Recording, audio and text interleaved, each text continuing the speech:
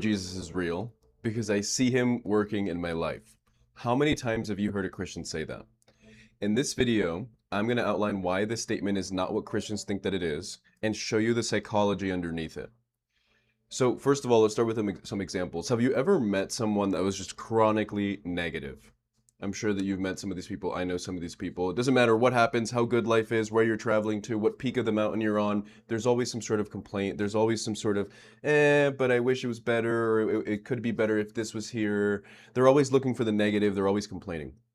On the opposite side, you have people that are, no matter what, very positive. And they always seem to find the silver lining. They always seem to find the good about every situation. It seems like even when they're on a bad luck streak, they can just always be thinking of how this is for their highest good and how this is actually helping them and what's good about the situation.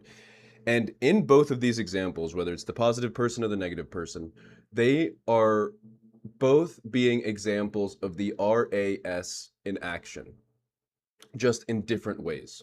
So the RAS is the Reticular Activating System, and it's a series of structures in the brain that work together to basically filter reality for you. So I'm going to give you one more example. When I started deconstructing and I was kind of going towards some other ideas, I fell into these people that told me that they could explain to me how my spirit guides were going to speak to me. And so I went through some of their trainings and I did some of their stuff. I watched their videos, and then I go on a camping trip. And we had 3 stops on this camping trip. The first one was on purpose because we were going to pick up some stuff from a friend. And the house number of his that I've never been to before was 304. We meet up with our friends, we go camping, we do our thing. Our one friend isn't having a good time. He's too cold. He didn't bring blankets. He locked himself out of the car. The point is, we chose to go to his house instead of continue out one more night in this camping spot. And his house number was also 304. And I remember thinking, huh, that is really interesting and really specific. And at that point, I was already thinking, huh, this is how I was taught to see as signs that my spirit guides are with me. These kinds of patterns are signs that they're leaving me breadcrumbs and clues to let me know that they are with me. And then when we got home from the camping trip, I flip open my computer and I turn on YouTube and I'm watching something while I'm cooking dinner. And the video, when I play it, it was at 3 minutes and 4 seconds. So in just a matter of 3 days, I had 3 encounters with this number 304. And this to me was like, oh my God. And my buddies are with me, right? Like they've seen me this whole weekend. And they've seen the first house, they've seen the second house. When I get home, I text them and I show them, the picture of where I had stopped that video on YouTube. They're like, whoa, that's incredible. And there was a lot of other really interesting synchronicities and really crazy stuff that we saw while we were camping. Like there was this crazy shooting star that had like flashing lights on it. The point is, we were all thinking like, wow, we were definitely super spiritual on this trip. Look at how our guides were with us. Or he's a Catholic, so he's like, look at how God is manifesting himself through signs in front of us. Whatever we need to see, he's putting it in front of us. This example is a story about the RAS. It's a story about the fact that because I was asking to be taught by my spirit guides and asking to be shown signs by my spirit guides, my brain was primed to see that. So when I go on this camping trip, I'm subconsciously in the back of my head looking for signs for how my spirit guides are speaking to me. So when this happened, I saw it as a sign of, yeah, my spirit guides have been with me this whole time. Even though I've never seen 304 in this many instances back to back ever before in my life, clearly the fact that I asked for it and I received it is evidence that my spirit guides are with me. And you know what? I can't contest to that point. But what I can tell you is that the reason why I was primed to do that and the explanation for how we are primed to do that is through the RAS. So the RAS is, once again, a series of brain structures. It's not one thing. It's like 4 or 5 or 6 things that all work together to filter our reality for us. And this is because the brain is taking in 11 million bits of information per second. So that means that out of everything that is going on, all the sounds, all the wind, everything that is possibly moving, everything that is present within our daily moment, the brain knows that there's 11 million things happening at one time. And out of those 11 million awarenesses of where things are and what's moving and what the temperatures are and all these little tiny changes that are millions of them, the brain only works with 50 of those for our conscious awareness. And our conscious awareness is the prefrontal cortex, it's the executive functioning of the brain. The RAS is the filter that says, hey, out of all of this stuff that's happening right now, all at the same time, we're only going to focus on these 50 things. And this is an efficiency tactic in the brain. It's meant to lower the amount of resources that it takes to think through things and to make decisions.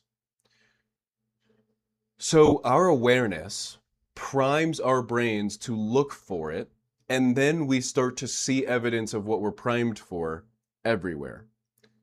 So our awareness is primed by what we focus on, what we choose to think about. And once we are primed, we see that thing everywhere. So one example is when we buy a red car, if you were to go out and buy a red Tesla, you would start to notice more red Teslas on the road. And it's not because more people bought them, it's simply because your brain is primed for them, so that's what you're going to continue to see. There are two smaller mechanisms of the brain, phenomena of the brain, biases that we know about that work in tandem with this. So one is the confirmation bias, which is where we seek information that confirms what we believe. And the second is survivorship bias, which is where we don't remember all the times our bias did not come true. So this is the example of how people pray for everything all day long, and they will remember only the times that their prayer was answered, not the times that their prayer was not answered. And that's just one small example. It happens in everything, in politics, religion, marketing, debates and speeches and all of that. Survivorship bias, which is where we remember the times that it did confirm for us and forget the times that it did not. So this thing about the RAS and the filter and like these synchronicities where like, wow, look, God is talking to me because this parking spot opened up. And clearly God's on my side because I got that job. And clearly, this is evidence of God. Look at God working in my life because of all these things unfolding for me in this way. All cultures have a term for this. So in Christianity, they'll call it like an answered prayer, but Buddhists call it dependent origination. The Jews call it hashgacha pratit. The Hindus call it prasad, which is this idea that like as you're going through life, you're seeing all of these signs that are evidence that God is with you, that spirit is with you.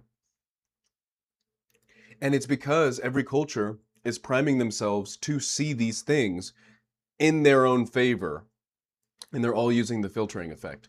What's interesting about that is that they can't all be 100% right, but they all feel just as certain as everybody else. Whether they're Muslim or they're Jewish or they're Christian, they all feel certain, but their doctrines contradict each other. So they can't all be 100% right, but they all think they're right. So let's tie this all back together.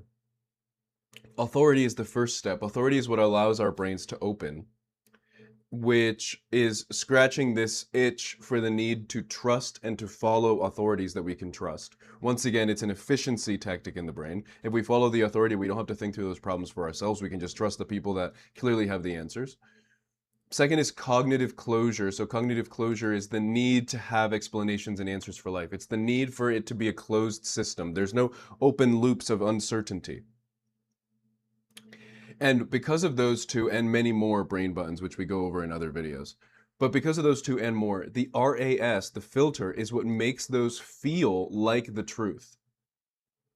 Because the filter is what is priming us to see confirmation of that everywhere. Remember these biases. The RAS is working alongside these biases. They're all related. The biases are effects of the RAS. And so the RAS, this brain structure, group of brain structures, are filtering reality to make it so that what we think we're seeing is what we have been primed to see. So because of authority and social proof and identity and guilt and community co-regulation and illusory superiority and the RAS and the closed system, they all work together in this interconnected way. So they're not all separate things working independently, all of these brain buttons. They're one system of survival inside of the human brain, inside of the human nervous system, that are all interconnected and working together. So that's why it's so important to talk about this, because if we don't even know that it's there, it's very easy to be swept away by marketing, by religion, by politics, by the neighbor next door, by the salesperson that comes to your house, by literally anything. by the media, by the commercials that we see on TV. And a lot of times we don't even know that it's happening. It's subconscious. They're slipping ideas into our brains, into our awarenesses that end up like seeds planted in our subconscious, which then affect our behavior. So if you want to see more about this, if you want to explore more, I wrote a book about this called Sold on God, What the Church Sold You That You Never Agreed to Buy. You can read it with the description below. If you like this video, let me know. I'll see you in the next one. Peace.